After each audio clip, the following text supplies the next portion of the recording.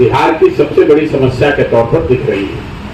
और ये समस्या बेरोजगारी और पलायन बिहार में एक बड़ी समस्या है, ये बात तो हर व्यक्ति जानता है। इसके लिए किसी पदयात्रा की जरूरत नहीं है, लेकिन पदयात्रा से आप ये जानते हैं कि इसकी विकरालता कितनी है, इसका सामाजिक असर कितना है। गाँव में अभी तक करीब 1500 से ज्यादा गांव हम लोग गए हैं। गांव में करीब 40 से 50% जो युवा हैं वो गांव से बाहर किसी न किसी रोजगार मजदूरी के लिए छोड़कर चले गए हैं, और साल में कभी 10 दिन 15 दिन के लिए एक बार अपने गांव अपने परिवार आते हैं। ज्यादातर परिवार में खासकर महिलाएं जो हैं उन्होंने इस बात को एक तरह से अपने जीवन की सच्चाई मान लिया है कि उनके परिवार के लोग उनसे साल में 15-20 दिन से ज्यादा उनके साथ नहीं रहेंगे। लोग परिवार के साथ रहने का यहाँ धीरे धीरे सामाजिक कॉन्सेप्ट ही खत्म होता चला गया है। बच्चे पहले पढ़ाई के लिए बाहर जाते हैं, फिर कमाई रोजगार के लिए बाहर जाते हैं, फिर जब आपकी उम्र हो जाती है तो आप दवाई के लिए बीमार पड़ जाते हैं, तब बाहर जाते हैं। परिवार का एक साथ न रहना एक बहुत बड़ी सामाजिक त्रासदी है जो गांव में नीचे घूमकर मुझे देखने को समझने को मिली है। दूसरी जो बड़ी समस्या है वो जिसकी चर्चा हर जगह हो रही है वो है शिक्षा व्यवस्था का ध्वस्त हो जाना। बिहार में शिक्षा व्यवस्था पूरी तरीके से ध्वस्त है, ये बात कमोवेश सब लोग मानते हैं। लेकिन पदयात्रा के दौरान मैंने जो देखा कि पूरी जो स्कूली व्यवस्था है पढ़ाई की वो उत्क्रमित विद्यालयों और समायोजित शिक्षकों के द्वारा की कंधों पर है। और जो सारा दिक्कत है, कई लोग ये बताते हैं कि शिक्षकों की गुणवत्ता एक मेजर समस्या है, वो एक समस्या है, लेकिन शिक्षा व्यवस्था के ध्वस्त हो जाने के पीछे सबसे बड़ी जो परेशानी मुझे दिख रही है वो है समतामूलक शिक्षा व्यवस्था बनाने के नाम पर हर गांव हर पंचायत में कोई स्कूल खोल दिया गया। स्कूल के नाम पर एक बिल्डिंग बना दी गई। इस बात की चिंता नहीं की गई कि जहां पर बिल्डिंग है वहां पर पर्याप्त संख्या में शिक्षक हों, जहां शिक्षक हों वहां पर बच्चे हों। इसकी वजह से हुआ ये है कि जहां पर बिल्डिंग है वहां शिक्षक नहीं है, जहां शिक्षक है वहां बिल्डिंग नहीं है, जहां दोनों है वहां बच्चे ही नहीं है। तो पूरे जो स्कूली व्यवस्था है बिहार में उसकी छवि खिचड़ी बांटने के सेंटर के तौर पर समाज में आज दिख रही है। जो लोग कॉलेज में जा रहे हैं, किसी तरह कॉलेज तक पहुंच जा रहे हैं, एक तो यहाँ कॉलेज की भी हालत ऐसी है, वहाँ बिल्डिंग है, वहाँ शिक्षक भी हैं, बड़ी संख्या में छात्रों ने वहाँ नामांकन भी करा रखा है, लेकिन कॉलेज में भी यहाँ कहीं पढ़ाई नहीं हो रही है। बच्चे वहाँ एक बार नामांकन के लिए जाते हैं, फिर एडमिट कार्ड लेकर परीक्षा देने जाते हैं और फिर अंत में एक बार डिग्री लेने जाते हैं। तो मैं एक शब्द में कहूँ, बिहार में स्कूलों में खिचड़ी बट रही है और कॉलेज से डिग्री बट रही है। वो भी डिग्री 3 वर्ष की, 4 वर्ष, 5 वर्ष, 6 वर्ष में लोगों को मिल रहा है। तो कुल मिला जुलाकर शिक्षा के जरिए समाज में जो उन्नति का रास्ते, जितने लोग रजिस्टर हो जाएंगे उनको कुछ सामूहिक सुविधाएं जो आप प्रोफेशनलिज्म के विभिन्न पैरामीटर्स के अंदर दी जा सकती है वो दिया जाएगा। क्या आपको लगता है कि आने वाले चुनाव में आप जातीय बंधन को तोड़ने में कामयाब हो पाएंगे जो बिहार में? नहीं, देखिए, जाति सिर्फ एक फैक्टर है। मैं ये रोज बात ये कहता हूँ, जाति सिर्फ एक फैक्टर है। चुनाव में वोट सिर्फ जाति पर नहीं पड़ता है। 20% यहाँ पर मुसलमान रहते हैं, मुसलमान वोटर 20% है, वो तो जाति पर वोट नहीं कर रहा है, वो तो सिर्फ इसलिए आरजेडी को वोट कर रहा है क्योंकि वो भाजपा के खिलाफ उसके पास एक ही विकल्प दिखता है, आरजेडी। इसी तरीके से समाज का एक बड़ा वर्ग है जो जाति पर नहीं वोट करता है, वो भाजपा को इसलिए वोट करता है क्योंकि वो आरजेडी को वोट नहीं कर सकता है। कई लोग इसलिए वोट करते हैं कि उनको भारत, पाकिस्तान, पुलवामा, हिंदू मुसलमान के विषय में रुचि है। जाति एक पहलू है, जाति एकमात्र पहलू नहीं है। अगर जाति एकमात्र पहलू होती तो भाजपा को, नरेंद्र मोदी को जो यहाँ वोट मिल रहा है, तो नरेंद्र मोदी के जाति के तो लोग बिहार में नहीं रहते हैं, उनको वोट तो दूसरे वजहों से मिल रहा है, या राष्ट्रवाद के नाम पर मिले, हिंदूवाद के नाम पर मिले, पाकिस्तान, भारत पाकिस्तान, हिंदू मुसलमान के नाम पर मिले। तो सिर्फ जाति के आधार पर ही वोट पड़ रहा है, ऐसी बात नहीं। जो लोग सर आपके पास समस्याएं लेके आ रहे हैं, समस्याएं बता रहे हैं, तो उसके समाधान के विषय में भी आप कोई प्रयास कर रहे हैं? नहीं, बिल्कुल नहीं। मैं रोज मंच से कहता हूँ, समाधान, लोगों की समस्या का समाधान आपके हाथ में है, लोगों के हाथ में है।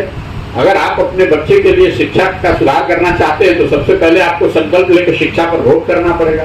अगर आपके गांव में स्कूल नहीं चल रहा है और प्रशांत किशोर आकर अगर स्कूल बनवा भी देंगे तो उससे क्या होगा?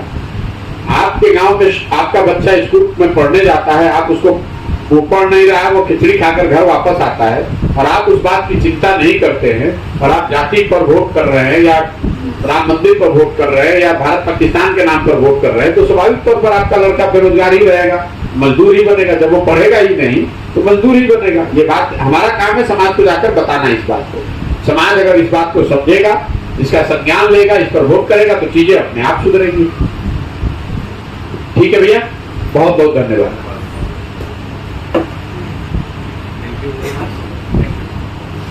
या तो हैंड ओवर नहीं कर रहे हैं या हैंड ओवर कर रहे हैं तो कोई ना कोई परेशानी है जिससे कि जो नया आदमी उसके प्रभार में आया है वो उस योजना को चला ही नहीं पा रहा है।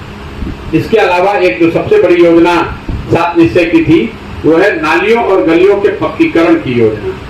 जब 7 निश्चय बनाया जा रहा था तो 2015 में अनुमान था कि नालियों और गलियों के पक्कीकरण पर करीब 5 वर्ष में 80,000 करोड़ रुपया खर्च किया जाएगा।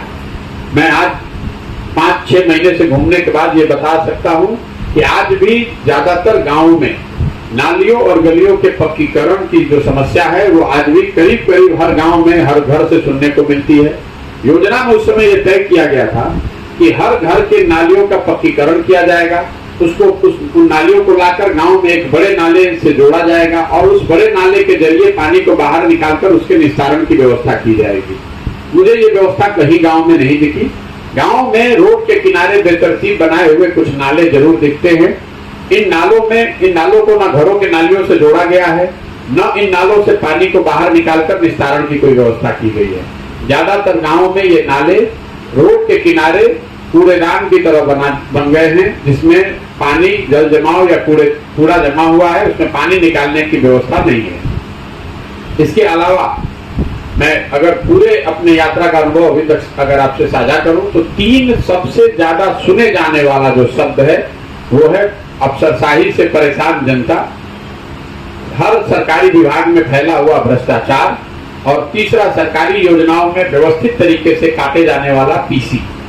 ये तीन जो शब्द हैं, भ्रष्टाचार, अफसरशाही, भ्रष्टाचार और पीसी, इसकी चर्चा समाज में हर व्यक्ति कर रहा है। चाहे आप गरीब हैं, अमीर हैं, आप जनप्रतिनिधि हैं या सामान्य नागरिक हैं, हर व्यक्ति इन 3 चीज से परेशान है।